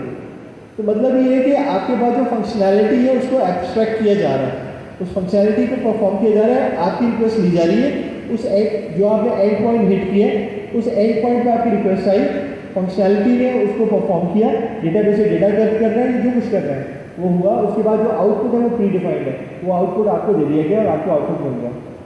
सो this is the simple usage of API. Hopefully आपको समझ आ गया होगा बेसिकली एपीआई होती क्यों है और एपीआई का मकसद क्या है और एपीआई की इंपॉर्टेंस क्या है। एपीआई एप्लीकेशन प्रोग्रामिंग इंटरफेस, किसी भी प्रोग्राम के साथ किसी और प्रोग्राम ने बात करनी है या आपने बात करनी है, ठीक है, तो उसके डिफाइंड एंड पॉइंट्स हैं जिनके ऊपर आप जाके उनको हिट करेंगे और उसके बाद वहाँ पे जो डिफाइंड फॉर्मेट है उस डिफाइंड फॉर्मेट में आपको जो है वो रिजल्ट मिल जाता है। अब हम चलते हैं अपने कोर्स की तरफ। अच्छा जी, लास्टली हमने देखा था कि हम जब एपीआई बना रहे हैं तो एपीआई बनाने के लिए हम कुछ टूल्स यूज़ कर रहे हैं, हम वो इंडस्ट्री बेस्ट प्रैक्टिसेस यूज़ कर रहे हैं और वो टूल्स यूज़ कर रहे हैं कि जो कि टूल सबसे ज़्यादा यूज़ किए जा रहे हैं और जो सबसे एफिशिएंट है। एपीआई बनाने के लिए आप बहुत सारी चीज़ों को यूज़ कर सकते हैं, लेकिन हम क्या यूज़ कर रहे हैं? Fast API. इसी तरह जब हम अपना पाइथन का पैकेज बना रहे हैं तो हम जो पैकेज मैनेजर यूज़ कर रहे हैं, पहले हम यूज़ करते थे पिप, अब हम क्या यूज़ कर रहे हैं? यूवी यूज़ कर रहे हैं, क्योंकि यूवी के हमारे पास एक पैकेज मैनेजर है। उसके अलावा तीसरी जो चीज़ यूज़ कर रहे हैं हम यूज़ कर रहे हैं पाइडेंटिक। पाइडेंटिक किस लिए यूज़ कर रहे हैं? पाइडेंटिक बेसिकली हम यूज़ कर रहे हैं अपनी टाइपिंग इन्फोर्स करने के लिए, ताकि हमारे पास जो वेरिएबल्स हैं या जो हमारे पास आउटपुट स्ट्रक्चर है या इनपुट स्ट्रक्चर है, एक तो स्ट्रक्चर डिफाइन करने के लिए और दूसरा उसके सब लेवल के ऊपर जो उसकी फील्ड्स हैं, जो उसकी वैल्यू जो वेरिएबल्स हैं उनकी टाइप्स डिफाइन करने के लिए। अगर आपने आईडी इंटीजर में लेनी है तो इट मेक श्योर कि वो बेसिकली आपसे आईडी जो है वो नंबर में ही लेगा। अगर स्ट्रिंग दे देगी तो वहीं पे क्या होगा, वो एरर जनरेट कर देगा। तो आप टाइप चेकिंग के लिए, टाइप इन्फोर्समेंट के लिए, स्ट्रक्चर इन्फोर्समेंट के लिए आप जो है वो आइडेंटिटी यूज़ कर रहे हैं। वेरिएबल तो सबको समझ आ रहा है, स्ट्रक्चर से मुराद मेरी क्या है कि फॉर एग्जाम्पल आपने कहा यूज़र, आपने यूज़र का एक वेरिएबल बनाया, तो यूज़र का वेरिएबल बेसिकली एक सिंपल वेरिएबल नहीं है, एक कॉम्पोजिट वेरिएबल है। कॉम्पोजिट मीन्स एक कम्बिनेशन ऑफ समथिंग। तो यूज़र का जो वेरिएबल है उसके अंदर क्या आ रहा है? First name, last name, ID, age, designation, multiple चीज़ें। तो इन सबको आपने क्लब करके क्या कर दिया, एक वेरिएबल बना दिया यूज़र। तो user is not a simple variable but a composite variable जिसके अंदर एक प्री डिफाइंड स्ट्रक्चर है। तो आप जब भी यूज़र की बात करेंगे तो वो तमाम चीज़ें जो कि आपने स्ट्रक्चर में डिफाइंड की होंगी वो तमाम आपको प्रोवाइड करनी पड़ेंगी। अगर उसमें से कुछ भी मिसिंग होगी तो वहीं पे पाइडेंटिक एरर जनरेट हो जाएगा कि इस वेरिएबल की जो रिक्वायर्ड वैल्यूज है वो इनपुट नहीं करने की गई। एक तो वो टाइप चेक कर रहा है, दूसरा पूरा स्ट्रक्चर चेक कर रहा है कि जो स्ट्रक्चर डिफाइंड है वेरिएबल में वो स्ट्रक्चर एज इट इज उसको मिल रहा है या नहीं मिल रहा है। ठीक है, तो लास्टली हमने देख लिया फास्ट एपीआई। जी क्या नहीं समझे? किसी ने कोई क्वेश्चन है किसी का? अच्छा, इसमें हमने लास्टली देख लिया फास्ट एपीआई, हमने सॉल्यूशन देख ली फास्ट एपीआई हम सॉल्व कैसे कर रहे हैं। सॉरी ऐसा बोलो।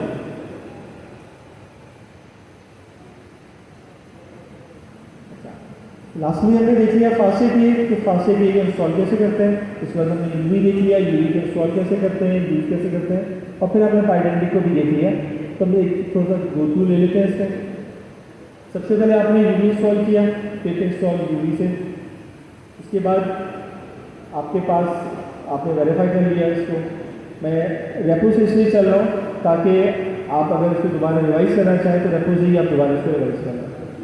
ठीक है, अब आया था setup and hello world fast API पे, जो कि हमने लास्टली किया था। इसमें हमने UV init fast data dash P1। UV basically आपका पैकेज मैनेजर है, आपने वो दे दिया और साथ उसके बाद आपने कहा इसको इनिशियलाइज कर दो और फास्ट डाटा डैश P1 के नाम से अपने प्रोजेक्ट का नाम बता दिया उसको। तो आपने यूवी से आपने क्या किया, एक नया यूवी का प्रोजेक्ट इनिशियलाइज कर लिया। आपने उसकी डायरेक्टरी चेंज करके डायरेक्टरी में चले गए। उसके बाद आपने यहाँ पे किया यूवी VNV क्या होता है? वर्चुअल इन्वायरमेंट बन जाता है। वर्चुअल इन्वायरमेंट क्यों बनाते हैं? वर्चुअल इन्वायरमेंट हम इसलिए बनाते हैं कि हमारे पास एक सिस्टम के अंदर ऑब्वियसली एक प्रोजेक्ट तो नहीं चल रहा होगा, एक से ज़्यादा प्रोजेक्ट चल रहे होंगे। तो हर प्रोजेक्ट की डिपेंडेंसीज होती हैं, हर प्रोजेक्ट की अपनी लाइब्रेरीज होती हैं या पैकेजेस होते हैं जो कि इंस्टॉल हुए होते हैं। होता ही है कि जब हम किसी भी पैकेज को इंस्टॉल करते हैं तो उसका एक पर्टिकुलर वर्जन इंस्टॉल होता है। कई दफ़ा ऐसे होता है कि हमारे पास जब हम मल्टीपल डिपेंडेंसीज इंस्टॉल करते हैं, मल्टीपल पैकेजेस इंस्टॉल करते हैं, तो उनके वर्जन आपस में कॉन्फ्लिक्ट कर रहे होते हैं। फॉर एग्जांपल पैकेज ए का वर्जन है 1.2 और पैकेज बी का वर्जन है 1.5। पैकेज ए का 1.2 जो है वो पैकेज बी के 1.5 के साथ कंफर्टेबल नहीं है, वो 1.4 के साथ कंफर्टेबल है।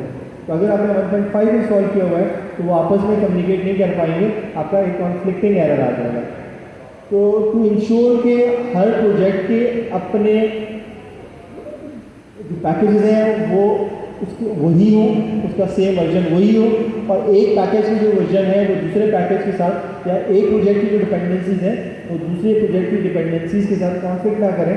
तो हम एक वर्चुअल एनवायरनमेंट क्रिएट करते हैं और उस वर्चुअल एनवायरनमेंट के अंदर फिर हमें जो रिक्वायर्ड पैकेजेस होते हैं और उनकी जो रिक्वायर्ड वर्जन होते हैं वो हम डाउनलोड करते हैं, उसमें वर्चुअल एनवायरनमेंट बनाते हैं। तो वर्चुअल एनवायरनमेंट बनाने के लिए हम यूवी वीएनवी करते हैं, उसके बाद source.vnv लिख करके हम उसको क्या करते हैं, एक्टिवेट कर लेते हैं। ठीक है, और विंडोज़ में हमें ये आपके पास मैक की थी और ये आपके विंडोज़ की कमांड है जिससे आप एक पर्टिकुलर वर्जन बना के उसको आप एक्टिवेट कर सकते हैं।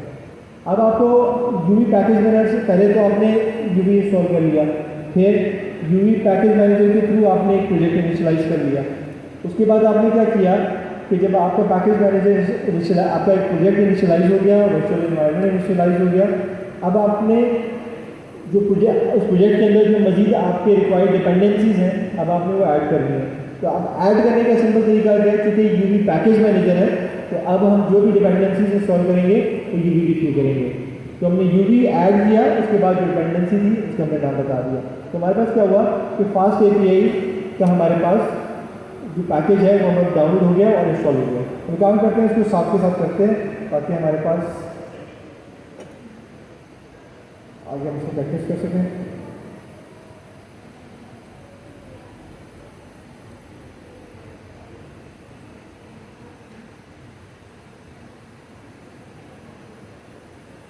ठीक है, मैंने एक नया प्रोजेक्ट बना लिया। तो यहाँ पे हम सबसे पहले करते हैं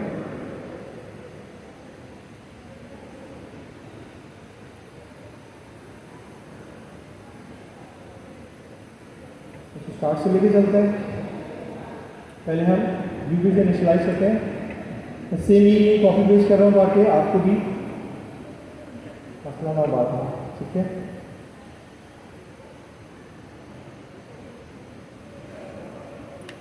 ठीक है जी। अब ये करने से क्या हुआ है, यूवी नेट फास्ट DCA-T1। तो अगर आप यहाँ पे देखिए तो मेरे पास यहाँ पे एक फोल्डर बन गया। अब ना सिर्फ ये फोल्डर बना है बल्कि उसके अंदर देखिए उसके अंदर फाइल्स भी ऑटोमेटिकली क्रिएट हो गई हैं। तो बेसिकली क्या हो गया कि मेरे पास एक पूरा फाइल स्ट्रक्चर इसने क्रिएट कर दिया यूवी ने। ठीक है, उसके बाद मेरे पास उसमें फोल्डर में चला गया। उसके बाद अब मैंने यहाँ पे अपना वर्चुअल एनवायरनमेंट क्रिएट करना है और उसको मैंने एक्टिवेट करना है। मैंने CD और बस जो फोल्डर है उसके अंदर में चला जाता है। उसके बाद यूवी वीएनवी करते हैं। तो मेरे पास क्या हो गया, यहाँ पे वर्चुअल एनवायरनमेंट क्रिएट हो गया। ठीक है, उसके बाद क्या करना है, मैंने इस वर्चुअल एनवायरनमेंट को एक्टिवेट करना है। तो मेरे पास विंडोज़ के लिए ये कमांड है जिससे मैं वर्चुअल एनवायरनमेंट को एक्टिवेट कर सकता हूँ।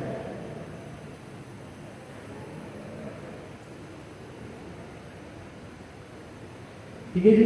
अब देखिए मेरे पास यहाँ पे जो पाथ आ गया है, बेसिकली शुरू में आ रहा था बेसिकली पाथ आ गया, ये पाथ है, ये एक्स है, ये पाथ है। तो इस पाथ से पहले मेरे पास क्या आ गया यहाँ पे, फास्ट DCA-T1। तो ये बेसिकली क्या है, ये क्या डिफाइन कर रहा है, मेरा जो वर्चुअल एनवायरनमेंट मेरा अभी जो एक्टिवेट हो गया। ठीक है, अगर मुझे इस वर्चुअल एनवायरनमेंट को डीएक्टिवेट करना हो तो क्या करेंगे, डीएक्टिवेट लिख देंगे। ठीक है, मैंने इसका डीएक्टिवेट कर दिया तो देखिए दोबारा मेरे जो पाथ था उससे वो ख़त्म हो गया। ठीक है, तो मैं किसी वक्त भी किसी वर्चुअल एनवायरनमेंट के अंदर जा सकता हूँ और उसमें से मैं वापस भी आ सकता हूँ। एक और आपको मैं एक टिप दे दूँ यहाँ पे कि कभी कभार ऐसा होता है कि डिपेंडेंसीज आप इंस्टॉल कर रहे होते हैं वो कॉन्फ्लिक्ट हो रही होती है, आपको उनको डाउनग्रेड करना होता है। तो नॉर्मली क्या होता है कि वो डाउनग्रेड प्रॉपर्ली होती नहीं है। तो लेट्स से कभी आपको ये लगे कि आपने जो वर्चुअल एनवायरनमेंट क्रिएट किया हुआ है आपको उसको रीडू करने की जरूरत है, तो आप सिंपली क्या करें, जो .bnb का फोल्डर है उसको आप डिलीट कर दें। उसको डिलीट करने के बाद आप दोबारा से अगेन एनवायरनमेंट क्रिएट करें वर्चुअल एनवायरनमेंट और फिर दोबारा डिपेंडेंसीज इंस्टॉल करें। ठीक है, कभी आपका डिपेंडेंसीज का कॉन्फ्लिक्ट आ रहा हो, कोड ना चल रहा हो, या कोई प्रॉब्लम ऐसी हो जो आपको ना समझ आ रही हो और आपको लग ये रहा हो कि इस प्रॉब्लम का सोर्स जो है वो डिपेंडेंसीज है, तो सिंपली वीएनबी का फोल्डर आप डिलीट कर दें और उसके बाद आप उसको रिक्रिएट कर दें। तो आपके पास जो जब दोबारा डिपेंडेंसी सॉल्व करेंगे तो आपकी फ्रेश सॉल्यूशन हो जाएगी इसका। ठीक है, यहाँ तक हमने क्या कर दिया कि अपना वर्चुअल एनवायरनमेंट क्रिएट कर दिया और यूवी पैकेज मैनेजर के थ्रू हमने एक प्रोजेक्ट था उसको इनिशियलाइज कर दिया। अब हम क्या करने जा रहे हैं, अब हम उसके अंदर फिलहाल अगर इसमें हम देखें तो project.toml फाइल है। तो project.toml फाइल जो है ये मुझे बता रही है कि मेरे इस प्रोजेक्ट की पूरी डिटेल बता रही है। इसके अंदर आप देखें तो आखिर में डिपेंडेंसीज है जिसके अंदर मेरे पास एक एम्प्टी एरे मौजूद है, एक एम्प्टी लिस्ट मौजूद है। इसका मतलब है कि मेरे पास अभी तक कोई डिपेंडेंसी इंस्टॉल नहीं है। ठीक है, तो हम पहली डिपेंडेंसी इंस्टॉल करते हैं फास्ट एपीआई। तो यूवी ऐड ये कमांड है आपकी, उसके बाद जो आपके पास डिपेंडेंसी है जो आप इंस्टॉल करना चाह रहे हैं उसका आप नाम दे दें। स्टैंडर्ड हमने क्या किया हुआ है कि हम इसका स्टैंडर्ड वर्जन लेके आना चाह रहे हैं। अब आप देखिए जैसे ही मैंने ये एंटर किया ऊपर डिपेंडेंसीज के अंदर आ गया और उसके बाद उसका जो आखिर में आ रहा है वो क्या आ रहा है, उसका जो वर्जन है वो मेरे पास आ रहा है। तो मेरे पास फास्ट एपीआई जो है वो सक्सेसफुली इंस्टॉल मेरे पास यहाँ पे हो गई है जी।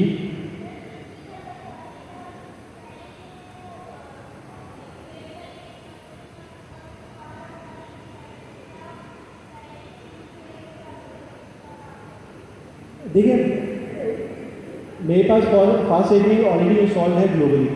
ठीक है, अगर मैं यहाँ पे इंस्टॉल नहीं करता और मैं डायरेक्ट यूज़ कर लेता तो यूज़ हो जाता। ठीक है, लेकिन मसला ये है कि मुझे अपनी जो मेरा प्रोजेक्ट है उसको मैं आइसोलेट रखना चाह रहा हूँ। मैं ये चाह रहा हूँ कि कोई भी डिपेंडेंसीज ऑलरेडी इंस्टॉल्ड है वो मेरे प्रोजेक्ट के अंदर ना आए। तो मैं बेसिकली अपने प्रोजेक्ट को आइसोलेट करने के लिए एक अलग वर्चुअल एनवायरनमेंट बना रहा हूँ और उस वर्चुअल एनवायरनमेंट के अंदर मैं अपनी जो डिपेंडेंसीज है सॉल्व कर रहा हूँ। अभी यहाँ पे अगर देखिए कि अगर हमारे पास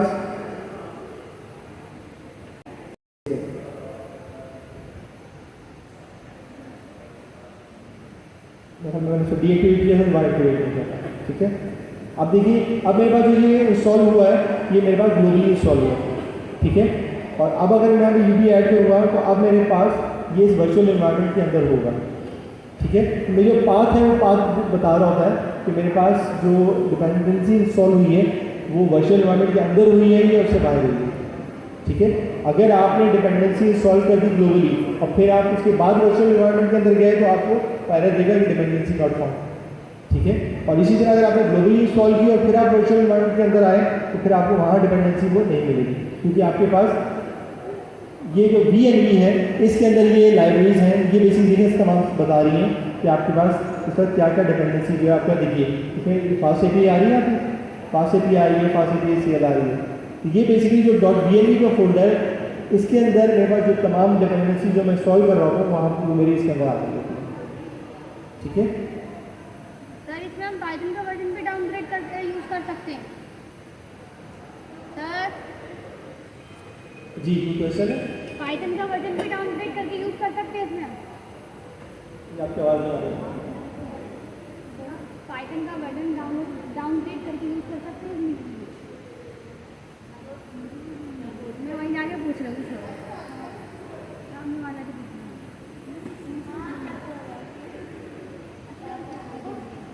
अच्छा, फास्ट एपीआई आपकी इंस्टॉल हो गई, उसके बाद आपको यूबीए कॉल चाहिए। ठीक है, यूबी कॉल करने के लिए आपको यहाँ पे क्या करना है, आपको यूबी कॉल इंस्टॉल करना है और उसके अलावा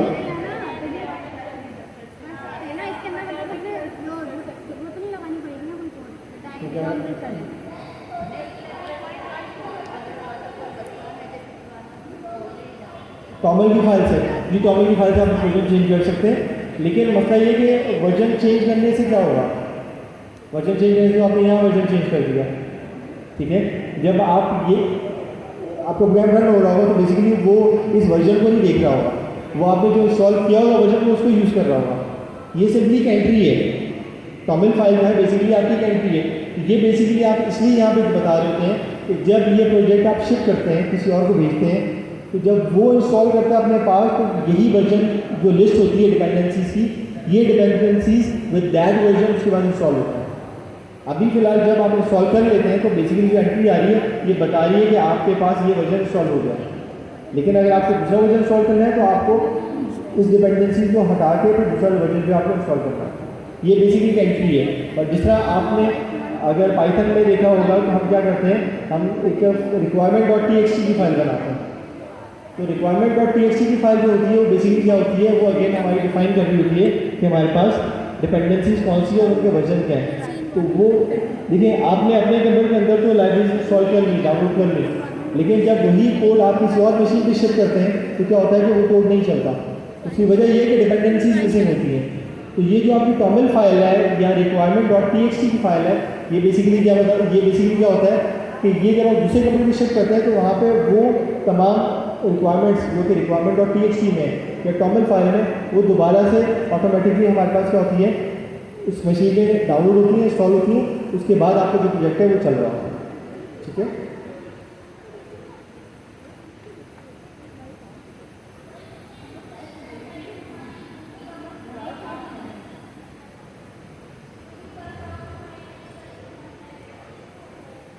जी बेसिकली उसको फिर आपको फिक्स करना पड़ता है। uv.block की जो फाइल है बेसिकली क्या होता है, उसके अंदर आप देखें तो इसके अंदर तमाम ये चीज़ें जो हैं इसके अंदर यहाँ पे डिफाइन है। अब मसला है कि अगर आपकी uv.block की फाइल नहीं बनती या आपकी करप्ट हो जाती है तो आप उसको रिप्लेस कराना पड़ता है, उसकी कमांड है या आपको उसको दोबारा क्रिएट करना पड़ता है। तो बेसिकली डिपेंडेंसीज आपकी सारी लिस्टेड थी उसमें, लेकिन ये जो uv.block की फाइल है वो बेसिकली उसके अंदर उन तमाम डिपेंडेंसीज को डाल के उसमें लॉक कर दिया होता है। तो अगर आपकी फाइल नहीं बनती या आपकी फाइल आपकी करप्ट हो जाती है तो आपको उसको रिक्रिएट करना पड़ता है या आपको फिक्स करना पड़ता है। उसे आप कमांड देखने का मिल जाएगी। जी बिल्कुल, uv.block की फाइल नहीं होगी तो आपने आपकी एप्लीकेशन नहीं रन होगी।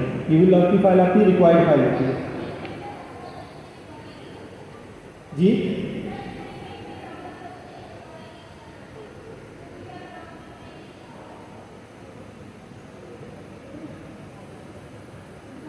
नहीं, मुझे आपकी आवाज़ क्लियर नहीं आ रही।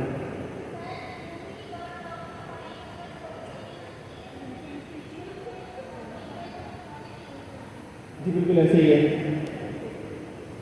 uv.block की जो फाइल है बेसिकली जब आप इसको इनिशियलाइज करते हैं, जब आप uv इनेक्ट करते हैं, उसके बाद आप डिपेंडेंसी इंस्टॉल कर रहे होते हैं तो uv.block फाइल खुद अपडेट होती है, खुद बन रही होती है। अगर आपकी फाइल करप्ट हो जाती है या आपकी फाइल मिसिंग होती है तो आपको उसको रीजनरेट करना पड़ता है। रीजनरेट करने से वो दोबारा आपकी बन जाती है। जब आप डिपेंडेंसी इंस्टॉल होती है तो uv.block की फाइल बन जाती है और रिक्रिएट हो जाती है। और अगर आपकी वो मिसिंग होती है तो आप उसको दोबारा रिक्रिएट भी कर सकते हैं, फिक्स भी कर सकते हैं। ठीक है। अच्छा, उसके बाद हम यहाँ पे uv.add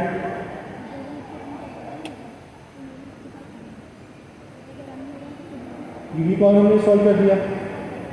uv.con किस लिए होता है, uv.con किस लिए यूज करते हैं? uv.con हम यूज करते हैं वेब सर्वर के लिए। तो जब हम एक एप्लीकेशन बना रहे हैं, API बना रहे हैं, तो इस API को हमें एक्सपोज तो करना है। तो इस API को एक्सपोज करने के लिए हमें बेसिकली वेब सर्वर चाहिए, क्योंकि हम जब भी उस API को एक्सेस करेंगे तो थ्रू वेब टर्मिनल एक्सेस करेंगे, थ्रू वेब इंटरफेस एक्सेस करेंगे। तो ऑब्वियसली जब आप किसी वेबसाइट को हिट करते हैं तो वहाँ पे वेब सर्वर चल रहा होता है, तभी उस वेबसाइट को आप वहाँ उसको हिट कर पाते हैं, वहाँ से आपका डेटा आ रहा होता है। तो अगर वेबसाइट सर्वर डाउन हो जाए तो आपकी ऑब्वियसली वो जो वेबसाइट है वो भी डाउन हो जाती है। तो आपकी जो API है वो भी बेसिकली API सर्वर भी चल रही होती है। ये हम uv.con बेसिकली यूज़ कर रहे हैं वेब सर्वर बनाने के लिए, ताकि वेब सर्वर बन के हमारी जो API है ये हमारी एक्सपोज हो सके। ठीक है। तो हमने जो तमाम रिक्वायरमेंट थी वो हमने तमाम कंप्लीट कर ली है, जिसमें हमने फास्ट API इंस्टॉल कर ली है और हमने uv.con इंस्टॉल कर लिया। अब एक सिंपल सा कोड है, उस कोड को हम यहाँ चलाते हैं।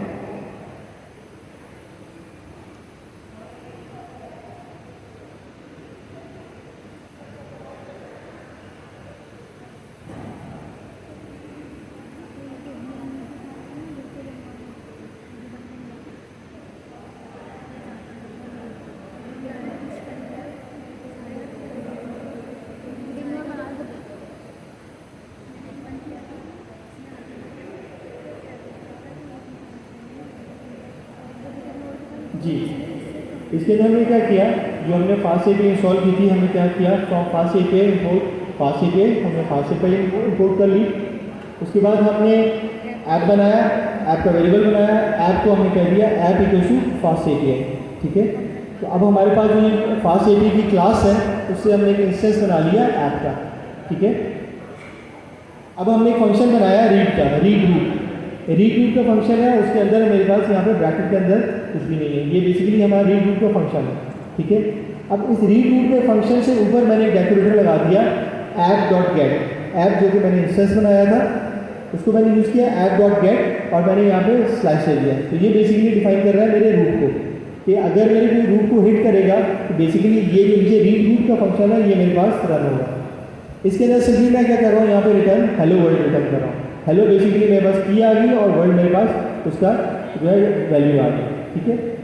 उसके बाद नेक्स्ट मेरे पास अगेन मैंने डेकोरेटर यूज़ किया ऐप डॉट गेट का, एक मैंने एंड पॉइंट बनाया, और इस दफ़ा मैंने जो एंड पॉइंट बनाया है वो बनाया मैंने आइटम्स के नाम से, ठीक है। तो ऐप डॉट गेट आइटम्स, और आइटम्स के बाद मैंने यहाँ पे वेरिएबल दे दिया आइटम्स आईडी, ठीक है। तो यहाँ पे नीचे जो फंक्शन बेसिकली मैं रीड आइटम्स है, उसमें क्या है कि जो आइटम आईडी मेरे पास यहाँ पे आया था इस वेरिएबल के अंदर, इस एंड पॉइंट के साथ जब मेरे पास आइटम आईडी आई, तो वो आइटम आईडी मैंने यहाँ पे कहा कि वो बेसिकली इंटीजर होना चाहिए। उसके बाद मैंने कहा एक वेरिएबल क्यू जो कि स्ट्रिंग है, और अगर वो आए तो ठीक है, नहीं तो मैंने कहा उसकी वैल्यू क्या हो जाएगी, नन हो जाएगी, वो नन हो जाएगा। उसके बाद मैंने कर दिया यहाँ पे रिटर्न क्या किया है आइटम आईडी, मैंने यहाँ पे की डिफाइन की, और उसके बाद मैंने आइटम जो है जो आइटम आईडी मेरे पास रिसीव हुई थी मैंने वो दे दी, और अगर कोई क्यू आया था तो मैंने उस क्यू के साथ उस क्यू की वैल्यू दी, ठीक है। ये सिंपली मैंने दो मैंने यहाँ पे गेट के पॉइंट्स बनाए हैं, दो मैंने एंड पॉइंट्स बनाए हैं, एक रूट का है और एक मेरे पास यहाँ पे आइटम्स का है, ठीक है। तो इसको रन करने के लिए हमारे पास कमांड यहाँ पे अवेलेबल है, देखिए fast API dev make dot, ठीक है।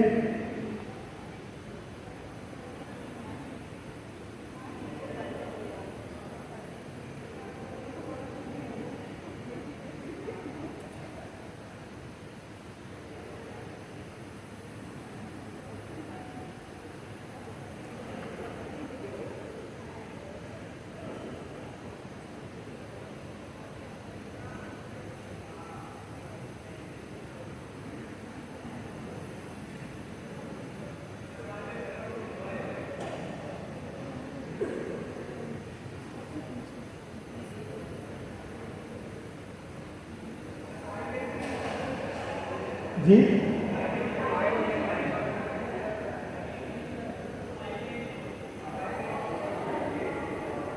मेन डॉट ऐप है, मेन और उसको बोला ऐप, डेव नहीं आएगा रन आएगा। अच्छा ठीक है, ठीक है। बदल दिया, हाँ आपको चेंज कर देना, हेलो डॉट ऐप आएगा, कॉलन ऐप। ये जी मेरे एंड पॉइंट मेरे पास सर्वर आपको गया, और ये पोर्ट जो जिसपे ये एक्सपोज हुआ है वो है 8000, ठीक है। पोर्ट बताएंगे कि पोर्ट क्यों यूज़ करता है, एक जो जी ये तो समझ आ रहा है कि यहाँ पे एक URL है, ठीक है। जो पोर्ट है वो किस लिए यूज़ करता है। अच्छा पहले तो बताइए कि URL स्टैंड फॉर क्या है, यूनिफाइड रिसोर्स लोकेटर, ठीक है। अच्छा उसमें मुझे ये बताइए कि 127.0.0.1 है, ये क्या है जी। नहीं ये बेसिकली इसको कहते हैं 127.0.0.1 ये क्या है, आईपी एड्रेस है, लेकिन इस आईपी एड्रेस का एक स्पेशल नाम है। बेसिकली ये आईपी जो 127.0.0.1 है, ये बेसिकली इसको कहते हैं लूप बैक एड्रेस। आपकी ही मशीन पे लूप बैक हो रहा होता है, ठीक है। अगर आपने अपनी ही मशीन को एक्सेस करना है तो आप सिंपली 127.0.0.0.1 करेंगे तो आप अपनी ही मशीन को एक्सेस कर सकते हैं, और उसके अगेंस्ट एक और जो इसका नाम जो होता है वो क्या होता है, लोकल होस्ट होता है। तो अगर आपका DNS प्रॉपर्टी चल रहा है, आपकी होस्ट फाइल क्रिएटेड है, उसके अंदर एंट्री मौजूद है लोकल होस्ट, और आगे IP 127.0.0.1 डिफाइंड है, तो आप लोकल होस्ट लिखेंगे तभी आप इसी IP के ऊपर चले जाएंगे। ये बेसिकली लूप बैक का एड्रेस होता है, क्योंकि आपकी मशीन पे लूप बैक कर रहा होता है, चलो ये तो हो गया आईपी एड्रेस। अभी जो पोर्ट है, पोर्ट किस लिए यूज़ कर रहे हैं?